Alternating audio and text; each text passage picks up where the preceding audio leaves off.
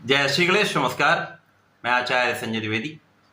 मेरे समस्त प्रबुद्ध दर्शकों का मेरे चैनल पर हार्दिक स्वागत है। आज मैं मंगल के राशि परिवर्तन प्रभाव को लेकर आपके सम्मुख उपस्थित हूँ। नवग्रहों में सेनापति मंगल 23 अप्रैल को अपनी राशि का परिवर्तन कर चुके हैं तथा गुरुदेव बृहस्पति की मीन राशि में प्रवेश कर चुके हैं।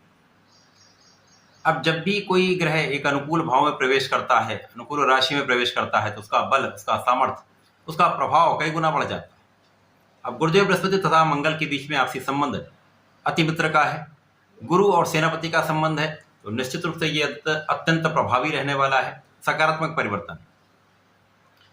अब मंगल जो सेनापति हैं, सेनापति के समान ही इनका कर्तव्य है, उसी प्रकार से इनके पास ऊर्जा है, सामर्थ्य है, क्षमता है, बल है, क्रोध है, साहस है, पराक्रम है।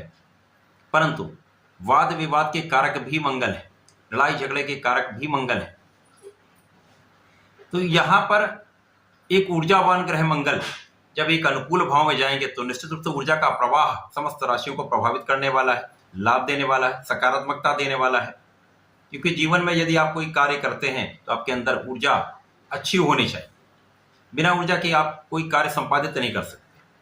परंतु जब मीन राशि में इनका प्रवेश हुआ है उस समय पर वहां पर पहले से ही राहु का गोचर चल रहा है। अब राहु चूंकि सर्वाधिक नकारात्मक ग्रह है और मंगल के प्रबल शत्रु है, तो दो प्रबल शत्रुओं का जब आपसी युति संबंध प्रारंभ होगा, यहाँ पर एक बड़े दोष का निर्माण होता है जो अंगारक दोष कहलाता है। अब जैसा कि नाम से ही स्पष्ट है, ये कहीं ना कहीं एक नकारात्मक योग है जिसका प्रभाव समस्त राशियों को मिलने वाला है। परंतु सर्वाधिक प्रभाव उन लोगों को मिलेगा जिनके कुंडली में जन्म के समय ऐसी स्थितियां बनी हुई जब राहु और मंगल युति संबंध में है, दृष्टि प्रभाव में है, अर्थात वहां पर अंगारक दोष बना हो, वहां पर ही अधिकतम प्रभाव मिलेगा।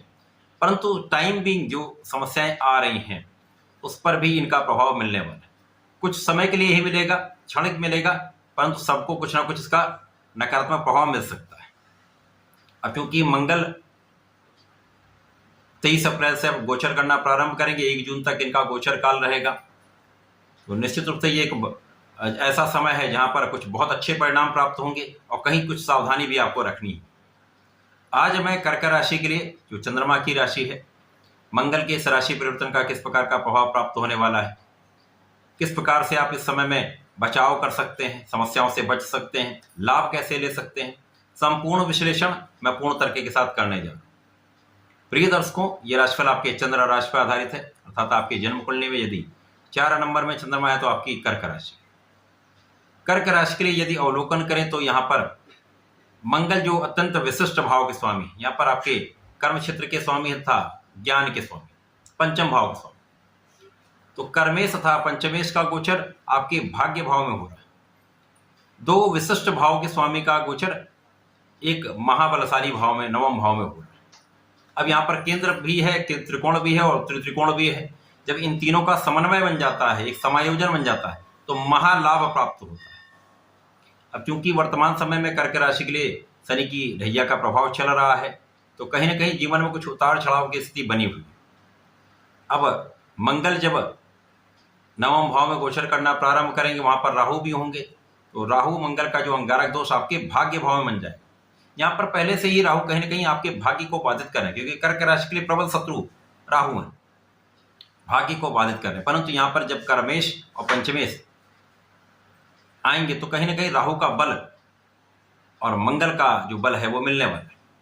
तो यहाँ भाग्य का साथ मिलने लगेगा, लोगों का सहयोग प्राप्त होगा, परंतु आपसी तनाव भी रहेगा। छोटे भाई बहनों के साथ सहयोग भी मिलेगा, परंतु कहीं ना कहीं कुछ क्लेश की स्थिति भी बनती है। तो आपको बहुत सोच विचार कर यहाँ पर बोलना चाहिए, सामंजस्य बनाकर चलना चाहिए। इसी प्रकार से बाहरी यात्राएं हो सकती हैं। जो लोग यात्रा से संबंधित कार्य में है, ट्रेवल टूरिंग में है, टूरिंग से एक अच्छा लाभ आप लेने वाले। यहाँ पर भाग्य जब साथ देने लगता है तो आपका परिश्रम भी संपूर्ण लाभ देने लगता है। तो भाग्य पराक्रम दोनों साथ में चलते हैं तो आपको लाभ भी श्रेष्ठ मिलता है। तो यहाँ मंगल का प्रभाव आपके लाभ को बढ़ाने वाला है, आपके कार्य क्षेत्र में आपको आगे बढ़ाने वाला है। इसके साथ ही साथ यहाँ पर आपके सुखों को आप बढ़ाने वाले। कर्क राशि के लिए यदि अवलोकन करें तो मंगल और चंद्रमा परम मित्र हैं। तो मित्र की राशि के लिए मंगल का भाग्य भाव में आना आपके लिए एक विशिष्ट लाभ देने वाला है। जब राहु और मंगल के बीच में अंशों का अंतर न्यून हो जाएगा, कम से कम होगा, उसी समय सर्वाधिक अंगारक दोष का प्रभाव मिलने वाला है। उस समय के लिए कुछ उपाय मैं बताऊंगा, वो आप करिएगा तो लाभ मिलेगा।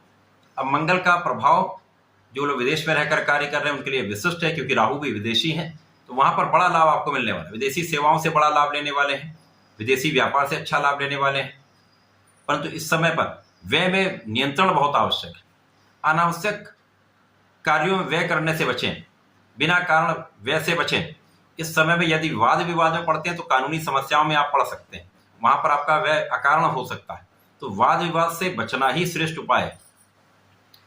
अब यहाँ पर ऊर्जा का प्रवाह आपको प्राप्त होगा, तो आप यदि इस समय में अपने ऊर्जा को सही दिशा में लगाएंगे, अपने कार्यक्षेत्र पर फोकस करेंगे, कार्यक्षेत्र में पूर्ण परिश्रम करेंगे, संपूर्ण प्रयास के साथ लगे रहेंगे, तो कार्यक्षेत्र से एक अच्छा लाभ आपको मिल जाए, लोगों का सहयोग भी मिल जाए, क्योंकि इस समय आप अपने ज्ञान का उपयोग करने वाले, ज्ञान का भाव अत्यंत प्रबल रहने वाले, ज्ञान विद्या बुद्धि से सर्वश्रेष्ठ लाभ लेने वाले, संतान से भी आपको लाभ मिलेगा। तो ये समय कर्क राशि के लिए एक अच्छा प्रभाव देने वाला है, परंतु इस समय भी आपको सजग भी रहना है। कानूनी समस्याओं बचने के लिए वाद विवाद से बचना होगा तथा क्रोध पर, वाणी पर नियंत्रण आवश्यक है। राहु मंगल का प्रभाव यही वाद विवाद कराता है। वाद विवाद कहां से होता है? आपकी वाणी के। तो वाणी पर नियंत्रण और वाद विवाद से बचना श्रेष्ठ उपाय है। संतुलन बनाकर रखेंगे तो लाभ मिलता है। कर्क राशि के जातकों को नियमित रूप से भगवान शंकर मोचन की शरण में रहना चाहिए। इस समय प्रतिदिन भगवान शंकर मोचन की आराधना करें, उनके चरणों से टीका अपने मस्तक पर लगाएं। ओम हम हनुमताय नमः का कम से कम 21 बार पाठ करके घर से निकले। वाद विवाद से बचेंगे, कष्टों से बचेंगे, संकट से बचेंगे, लाभ मिलता जाएगा। तो ऐसा करके समय का लाभ लें। धन्यवाद, नमस्कार।